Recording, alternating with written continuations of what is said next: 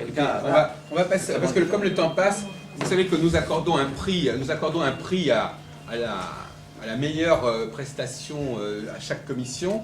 Donc il y a encore 2 candidats pour le prix de la commission, donc M. Cohen et M. Gaucher. Donc on va les laisser parler, puisqu'il est déjà midi moins 25. Alors donc, maintenant qu'on a un peu déblayé, qu'est-ce que vous pourriez nous apporter, M. Gaucher, de manière un petit peu consistante? Voilà, c'est prêt, ça fonctionne, M. Leroy? Voilà. Parce que M. Gaucher est venu de Bretagne, d'ailleurs comme M. Billon, et comme M. Alaïs, d'ailleurs, je me suis dit qu'on était assez il y a comme un apport breton assez fort. Assez fort, oui, j'ai remarqué dans les noms. Les Rubiens étaient d'origine bretonne aussi. Ah oui, je ne savais pas. Bien que né à Paris. Ah oui. Peut-être avec ça. Le micro-cravate, il a disparu? Il est là. Il est là, mais il est débranché. Oui, il est débranché. On va le brancher. Non, mais non, Vous dites comme vous dites comme vous voulez. Je prends le micro-cravate.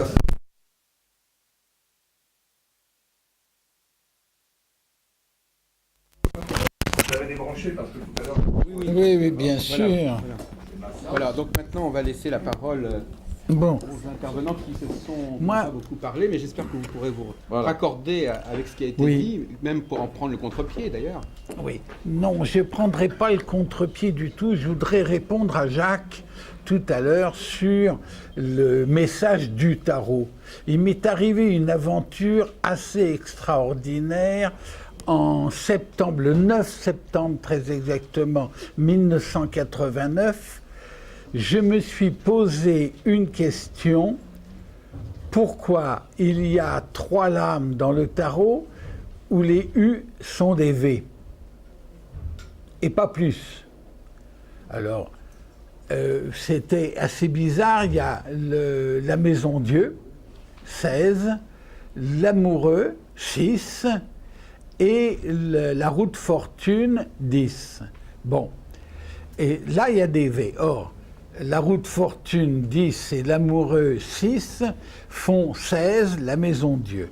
Bien, c'est tout bête. Et à partir de là, j'ai essayé de monter le tarot avec des équivalences, 3 plus 4 égale 7, etc. Je mettais les lames.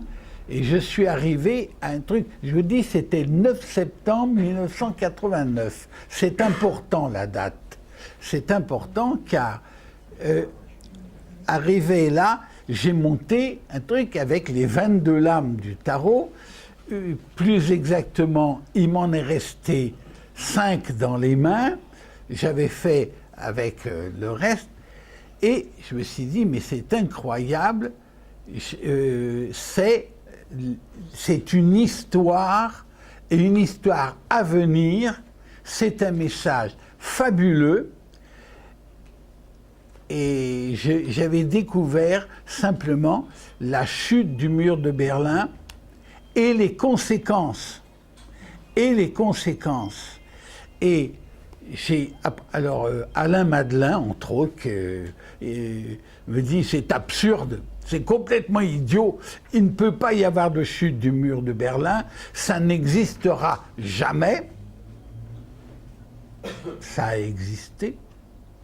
2 mois plus tard. Oui, 2 mois plus tard. Et j'ai terminé avec les 5 lames qui me restaient et qui parlaient de l'hégémonie voulue, recherchée de l'islam. Et je voyais une chose, c'est que si l'islam s'étendait jusque dans... Enfin, les effets de l'islam s'étendaient jusqu'en Amérique, il va y avoir un très gros problème. Je ne vous fais pas de dessin, on l'a eu, le problème. Le 11 septembre, plusieurs années après. Et on l'a encore. Bien, ça, ce n'était pas un tirage du tout. C'était une construction logique du tarot. C'était donc vraiment un message intrinsèque au tarot et non pas un tirage du tout. Il n'y avait pas de hasard, rien du tout. C'était une construction numérale parfaite, et c'était hallucinant. Et ça nous a donné le programme de ce qui s'est passé depuis novembre 1989 jusqu'à maintenant. C'était écrit dans le tarot par ce système.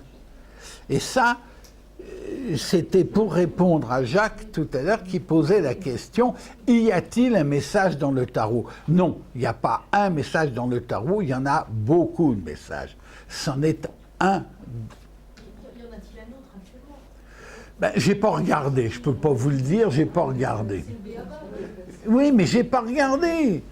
Bon, enfin, en tout cas, en Le répondant... tarot a été l'outil canal utilisé par la Providence à ce moment-là. Voilà. C'est absolument magique et étonnamment, enfin, scientifique vu par en haut. Exactement. Exactement. Quelqu'un d'autre, en une Oui. circonstance X ou Y différente, ça utilisera un autre outil de canalisation. Voilà. Quelqu'un qui sera réceptif à ce Voilà. type-là de message et de langage. Et alors, ce qui est très marrant, c'est que j'étais au milieu de politiciens qui m'ont viré carrément, qui m'ont dit c'est absurde, ça ne tient pas debout, ce n'est pas logique, c'est aberrant, dégage. J'ai dégagé. Vous avez eu un écho de 2 mois après? Quand ça s'est Ah non, passé? c'était fini, moi j'ai dégagé, je suis parti. Ah non, non. Ah non, non, non, pas du tout. Et puis je ne l'ai pas rappelé non plus. Ça ne m'intéresse pas. On m'a foutu dehors, on m'a foutu dehors.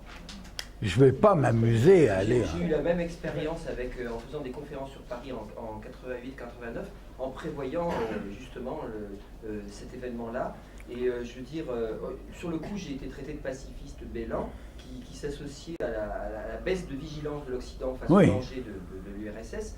Et on ne voyait pas du tout le propos hors de ce cadre-là. Moi, Ouais. je ne m'appuie pas du tout sur mon opinion, même si je suis peut-être pacifiste bélan dans mon opinion. J'essaie de pratiquer une science de l'âme qu'est l'astrologie. Mais ce n'était pas entendu comme ça. Les gens n'avaient pas à comprendre que c'était une structure qui permettait de voir cela.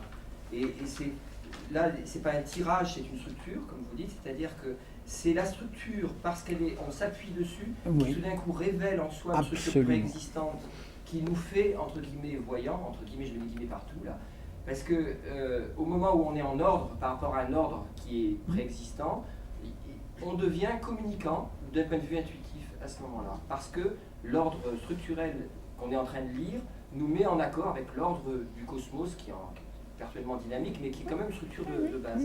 Et à ce moment-là, on arrive à faire fonctionner le cerveau droit, qui est pure perception, pure intuition. Ça ne veut pas dire que c'est le tarot qui m'a dit ça, ou c'est l'astrologie qui m'a dit ça, c'est la structure préexistante de ce que les hindous appellent la mère divine, c'est-à-dire les fils de lumière qui organisent tout ce qui est en dessous de la biologie, en dessous de la décréation matérielle que la science étudie. C'est préexistant. L'observateur psy dira, là, il y a phénomène parapsychique. Voilà. Probablement. Et pour finir, juste un petit Ce sont des détail, situations- c'est là où on est planté en astrologie, c'est-à-dire que Oui. on s'appuie toujours sur cette structure lumineuse, parce que moi j'étais scientifique, hein, pour moi il n'y avait rien à en élaborer, rien en dehors de la matière, tout est conditionnement. Si on étudie ça et qu'on veut prouver que l'astrologie est fausse, on tombe sur le fait que ça marche. Et là, on tombe sur un paradoxe, comment ça peut marcher, puisque ça s'appuie sur quelque chose, sur des influences qui ne sont pas mesurables. Et c'est là où en fait il y aurait un truc à creuser, c'est que c'est toutes les découvertes qui sont passées sous silence sur la structure énergétique du corps humain, la structure énergétique de l'univers, que ce soit les travaux d'Étienne Guillet, que ce soit les travaux sur l'effet Kirlian. Là, il y a quelque chose sur que la science veut faire absolument l'impasse, parce que ça définirait, je veux dire, l'ordre de la matière, non pas d'un point de vue matériel, mais d'un point de vue énergétique. Et là, il y a des travaux, par exemple, sur le cerveau, là, des neurothéologistes, ils se sont appelés eux-mêmes, c'est d'Aquilis, un bouquin sur le cerveau humain d'Aquilis, je ne me rappelle plus l'autre nom, je suis embêté, sur pourquoi Dieu ne disparaîtra pas. En réalité, d'un point de vue neurologique, il y a bien en même temps fonctionnement chimique dans le cerveau, ce qui fait que le cerveau fabrique des idées à partir de courants neuroniques, et en même temps, il y a des champs, alors est-ce qu'ils sont électromagnétiques, on utilise ça entre guillemets pour faire scientifique, mais est-ce que c'est vraiment ça, on n'en sait rien. En tout cas, il y a bien des champs d'ondes ou des champs fréquentiels qui se baladent non pas par des tuyaux dans le cerveau, mais par des espèces d'ondes, et qui, comme une guitare résonne à une fréquence, et le cerveau fonctionne aussi comme ça. On n'a pas trouvé de points de logement comme une bibliothèque dans le cerveau. Non, non, ça fonctionne par des espèces d'ondes. Et tant que la science n'admet pas ce double fonctionnement corpusculaire, ondulatoire, comme on dit en quantique, mais là, c'est pas simplement au niveau de l'atome, c'est au niveau carrément de l'être humain. Dans l'être humain, il y a aussi du corpusculaire et de l'ondulatoire. C'est-à-dire il y a bien un fonctionnement du cerveau biologique, chimique et matériel, on pourrait dire. Et puis il y a une autre structure, elle, qui est énergétique, on pourrait dire. Et ça, si on ne travaille pas là-dessus, étant donné que l'astrologie s'appuie de tout son poids là-dessus, on est planté, parce qu'on ne peut pas prétendre décrire une structure qui, pour les scientifiques, n'existe pas. Enfin, ça, c'est une piste. Je pense que quand des scientifiques vont commencer à être publiés en disant « on a la preuve que », et que ça ne soit pas censuré, parce qu'il y a déjà eu des preuves sur la mémoire de l'eau qui sont ressorties il y a à peine 2-3 ans, et qui ont été rapidement censurées. Je voudrais demander, pour un petit peu relancer la discussion, comment les gens qui sont dans le monde de la Kabbale, je sais que dans la Kabbale, on parle parfois d'ondes de forme, c'est-à-dire qu'on parle un peu de forces énergétiques qui sont liées au dessin des lettres, etc. Enfin, par rapport à tout ce... Est-ce qu'il y a une autre stratégie que celle que vous avez entendue jusqu'à présent Oui. Vous pouvez peut-être brancher sur votre col de chemise. Oui. Je m'en occupe pas. Parce que ça permettrait de voir, de comparer les stratégies, de voir jusqu'à quel point Ouais. ça se ressemble. Disons que je suis un petit peu satellisé là devant.